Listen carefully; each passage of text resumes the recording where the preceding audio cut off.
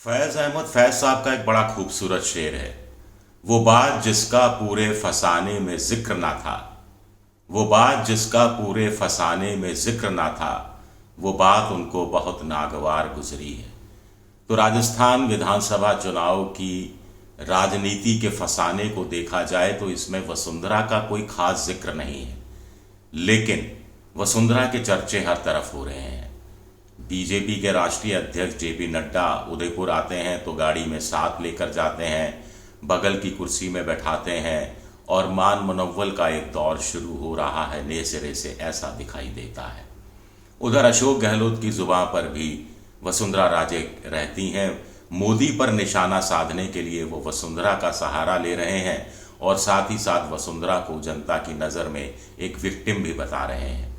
अब बड़ा सवाल उठता है कि इस सब से वसुंधरा राजे का खुद का कोई भला होगा क्या, उनके समर्थकों का कुछ भला होगा क्या, या फिर बीजेपी और कांग्रेस के बड़े नेता अपना राजनीतिक स्वार्थ साधने के लिए वसुंधरा राजे का, उनके नाम का इस्तेमाल कर रहे हैं। नमस्कार, मैं हूं आपका दोस्त विजय विद्रोही। आप मुझसे जुड़ चुके हैं, इसके लिए आप सबका तहे दिल से शुक्रिया और अगले 10-12 मिनट में आपसे जुड़े रहने की कोशिश करूंगा। तो वसुंधरा राजे उदयपुर आती हैं। असम के राज्यपाल गुलाब चंद कटारिया भी उदयपुर में हैं, जो मेवाड़ में ही अपनी राजनीति करते रहे हैं। 40-45 मिनट की गुप्त मुलाकात होती है, दोनों चुप रहते हैं, लेकिन बाद में कटारिया को सफाई देनी पड़ती है कि वो अब संवैधानिक पद पर हैं तो वो राजनीति की बातें नहीं करते, राजनीति से दूर रहते हैं। लेकिन 40-45 मिनट ऐसी क्या बात हुई होगी जिसमें राजनीति नहीं हुई होगी या राजनीति की बातें शामिल नहीं होंगी। जब तक गुलाब चंद कटारिया राज्य की राजनीति में सक्रिय थे तब तक वसुंधरा राजे से कोई आत्मीय संबंध नहीं थे, दोनों एक दूसरे को प्रतिद्वंदी के रूप में ही देखते रहे थे। तो फिर दो सियासी दुश्मनों का इस तरह से मिलना और ऐसे बदलते वक्त में मिलना क्या दर्शाता है? क्या आला कमान ने ये इस मुलाकात की स्क्रिप्ट रची थी? और भी कुछ सवाल हैं। अगर राजनीति पर बात नहीं हुई तो किस विषय पर बात हुई? क्या कोई खिचड़ी पक रही है? क्या संदेशों का आदान प्रदान किया गया है? यानी आला कमान ने कुछ कहलवाया है और कुछ सुनना चाहा है, कुछ सवाल पूछे हैं और उनके जवाब चाहे हैं, और कुछ अपनी तरफ से सुझाव दिए हैं और गुलाब चंद कटारिया को जरिया बनाया गया है। कुछ कह नहीं सकते। हालांकि फिर कटारिया साहब ने कहा कि मैं राज्यपाल हूं, मैं अब राजनीति से दूर रहता हूं। क्या बदलते वक्त में दोनों करीब आए हैं? क्या वसुंधरा किसी खास तरह की सलाह लेने कटारिया के पास गई थी? सवाल दर सवाल है। हो सकता है कि दूसरी लिस्ट आने के बाद इसके जवाब मिल जाएं। बहुत संभव है कि दूसरी लिस्ट से पहले ये मुलाकात हुई है तो कोई जवाब मिल जाए। लेकिन एक बात तो साफ है कि कटारिया से मुलाकात के 2 दिन बाद उदयपुर में ही जेपी नड्डा से वसुंधरा राजे की मुलाकात होती है। मेवाड़ के ही सीपी जोशी भी हैं, जो बीजेपी के प्रदेश अध्यक्ष भी हैं, और कहा जाता है कि जेपी नड्डा ने वसुंधरा को होटल के लिए जहां पर बैठक होनी थी अपनी गाड़ी में बैठाया, तो अलग बैठक गाड़ी में जब वो पूरा सफ़र हुआ होगा तो कोई बात तो हुई होगी, कोई राजनीति की ही बात हुई होगी, कोई आपस में कोई गिले शिकवे दूर करने की ही बात होगी, कोई सुनी गई होगी, कोई सुनाई गई होगी। मंच पर भी जब बैठे थे तो जेपी नड्डा से 2-3 कुर्सियां छोड़कर वसुंधरा बैठी थी। कहा जाता है कि जेपी नड्डा के इशारे पर ही, उनके कहने पर ही वसुंधरा को बगल की कुर्सी पर बैठाया गया। तो ये मान सम्मान वसुंधरा के लिए पहले कोई खास चीज़ नहीं होती थी। बहुत मान सम्मान होता था महारानी का। पिछले दिनों से मान सम्मान कम हुआ, जैसा मोदी जी की रैलियों के दौरान देखा गया, और अब ये अचानक बढ़ गया है। तो राजनीति में कोई चीज़ अचानक नहीं होती, कुछ सोच समझ कर होती है। तो क्या कहानी है?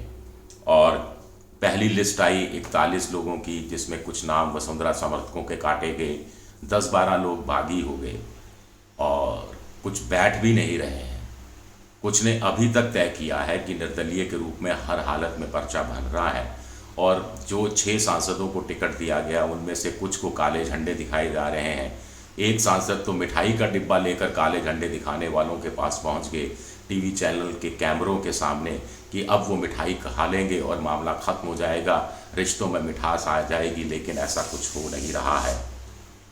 और जो काले झंडे दिखा रहे थे वो सब उस नेता के समर्थक हैं जो नेता वसुंधरा के समर्थकों में माना जाता है। अब वसुंधरा की खामोशी जो है वो आला कमान को खल रही है, खाए जा रही है कि आखिर महारानी खामोश क्यों है, कुछ बोलती क्यों नहीं, कुछ करती क्यों नहीं, कोई एक्शन क्यों नहीं करती, इस पार या उस पार की घोषणा क्यों नहीं करती। आखिर महारानी के मन में क्या है, महारानी के मन में क्या है ये तो सिर्फ महारानी जानती हैं। लेकिन अपने नज़दीकी सूत्रों से वो कह चुकी हैं कि राजनीति में पेशेंस बहुत ज़रूरी होता है और संयम से काम लिया जाए। जेपी नड्डा ने खास बात कही जिस बार मेरी निगाह गई। उन्होंने कार्यकर्ताओं को संबोधित करते हुए कहा, शायद मंच पर बैठे नेताओं को भी वो संबोधित करते हुए कह रहे थे, कोई उल्हाना दे रहे थे, चेतावनी दे रहे थे, मुझे नहीं पता, लेकिन उनका कहना था कि आपकी पहचान पार्टी से है, पार्टी की पहचान आपसे नहीं है। अच्छी बात है, आपकी पहचान पार्टी से है, पार्टी बड़ी होती है, हमेशा बड़ी होती है।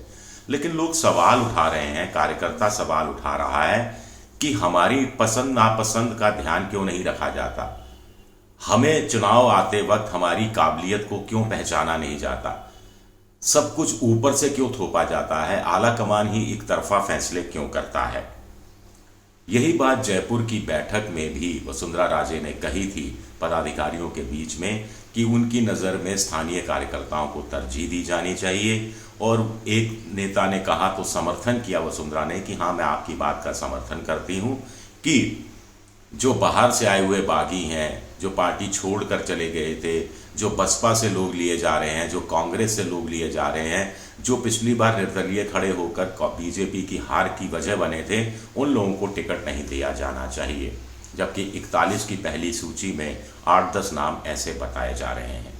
तो क्या इसका जवाब जेपी नड्डा देने की कोशिश कर रहे थे या वसुंधरा की नाराजगी धीरे धीरे खुलकर सामने आने लगी है? ये बात अपने आप में इम्पॉर्टेंट है। जेपी नड्डा परेशान है कि बागी बैठ नहीं रहे हैं। उधर प्रदेश पदाधिकारियों का कहना है कि जब फैसला आपका, निर्णय आपका, तो भुगतो भी आप ही। हमसे क्या उम्मीद करते हो कि आप फैसला करें और कोई टिकटार्थी नाराज हो जाए तो उसको मनाने का काम हम करें? और फिर इनके पास देने को लिए, ऑफर करने के लिए भी क्या है? कुछ ऑफर करने के लिए नहीं है। जेपी नड्डा की एक बात और गौर करने लायक है, वो हर जगह कह रहे हैं कि 2024 में मोदी जी को फिर सत्ता में लाना है। यानी विधानसभा चुनाव राजस्थान में जीतने पर जोर तो है, लेकिन 2024 में मोदी को सभी लोकसभा की 25 सीटें जिताई जाएं, इस बात पर पूरा जोर दिया जा रहा है। तो क्या उनको डर सता रहा है कि 25 की 25 सीटें इस बार नहीं आ पाएंगी? क्या ये डर सता रहा है कि मोदी की वसुंधरा की जो खामोशी है 2024 में भी भारी ना पड़ जाए? आखिर वसुंधरा का जब जन्मदिन मनाया था तो उसमें से करीब 8 सांसद, यानी 25 में से 24 में से एक तरह से कहा जाए 8 सांसद यानी 1/3 सांसद वसुंधरा के जन्मदिन के मौके पर थे। कुछ कह रहे हैं कि वसुंधरा राजे विधानसभा चुनाव के दौरान खामोश रहेंगी, चुप रहेंगी, वो बस इस बात पर जोर देती रहेंगी कि उनके समर्थकों को ज़्यादा से ज़्यादा टिकट दिया जाए, समर्थकों के टिकट काटे नहीं जाएं, और फिर वो सेलेक्टिव दौरे करेगी, अपने समर्थकों की रैलियों में ही जाएंगी, बाकी जगह नहीं जाकर ये साफ साफ अपनी नाराज़गी का मैसेज देने की कोशिश करेंगी। और जो करना है 2024 में किया जाएगा। ये कुछ लोग कह रहे हैं कि वसुंधरा की तरफ से ये स्ट्रेटजी बन सकती है। मुझे नहीं मालूम स्ट्रेटजी बनेगी या नहीं बनेगी। तो क्या ये वसुंधरा का तुरुप का पत्ता है जो आला कमान को उसी तरह यू टर्न लेने के लिए मजबूर कर सकता है जैसा यू टर्न कर्नाटक में चुनाव से पहले येदियुरप्पा के मामले में लिया था? आपको ध्यान होगा पूर्व मुख्यमंत्री येदियुरप्पा जो एक बार बीच में पार्टी भी छोड़कर चले गए थे, उनसे बीजेपी ने एक तरह से किनारा कर लिया था और फिर बाद में उनको गले लगाया। मोदी जी ने मंच पर ही गले लगाया। 80 साल के येदियुरप्पा को संसदीय बोर्ड में रखा गया। उनके बेटे को जहां से वो टिकट चाहते थे वहां से टिकट दिया गया, लेकिन कर्नाटक में चुनाव फिर भी बीजेपी हार गई और जबरदस्त ढंग से हार गई। अब आइए अशोक गहलोत की इसी सिलसिले में बात कर लेते हैं। अशोक गहलोत को रह रहकर वसुंधरा राजे बहुत याद आ रही है। एक जगह उन्होंने कह दिया था कि कुर्सियां खाली गई मोदी जी की रैली में, वसुंधरा जी माँ को मना लो, वसुंधरा जी मान जाती तो ये कुर्सियां भर जाती, ये खाली कुर्सियों का जवाब मिल जाता। तो तंज भी कसने की कोशिश कर रहे थे। और अब मुझे नहीं मालूम वसुंधरा और अशोक गहलोत के बीच कोई दोस्ती है, दोस्ती परवान चढ़ रही है, पर्दे के पीछे कुछ बात हो रही है, कोई खिचड़ी अलग से पक रही है। लेकिन सुनने में आया है कि जयपुर की एक बैठक में वसुंधरा के सामने एक प्रस्ताव रखा गया कि क्या आप सरदारपुरा से अशोक गहलोत के खिलाफ चुनाव लड़ना चाहेंगी। तो वसुंधरा ने इशारा कर दिया गजेंद्र सिंह शेखावत से कि ये वहीं के हैं, वहीं के सांसद हैं, इनसे बात करिए। ये बात भी सामने आ रही है। अब ये ताज़ा बयान अशोक गहलोत ने जहां दिया वो इम्पॉर्टेंट है, बारां में दिया। हाड़ौती का बारां है, उसके बगल में झालावाड़ है, झालावाड़ में ही झालरापाटन विधानसभा सीट है जहां से वसुंधरा राजे चुनाव लड़ती रही हैं।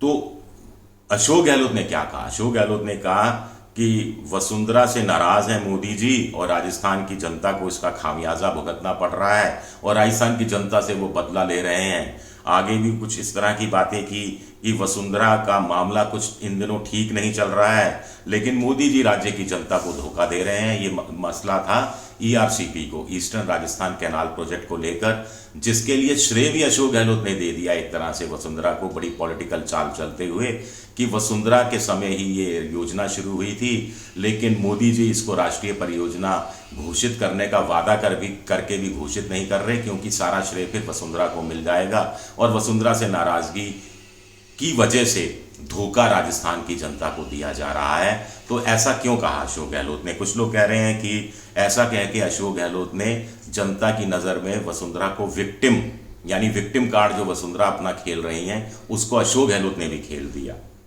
वसुंधरा के लिए एक तरह से अशोक गहलोत ने बैटिंग की, जनता को मैसेज दिया कि कैसे मोदी वसुंधरा की उपेक्षा कर रहे हैं, कैसे बीजेपी में इतने सीनियर 2 बार की मुख्यमंत्री की, वो भी महिला मुख्यमंत्री की उपेक्षा हो रही है। महिला इसलिए कह रहा हूं क्योंकि 50% वोटों में हिस्सेदारी महिलाओं की रहती है और राजस्थान में तो कई जगह देखा गया है कि पुरुषों के मुकाबले महिला बड़ी तादाद में वोट करने आते हैं।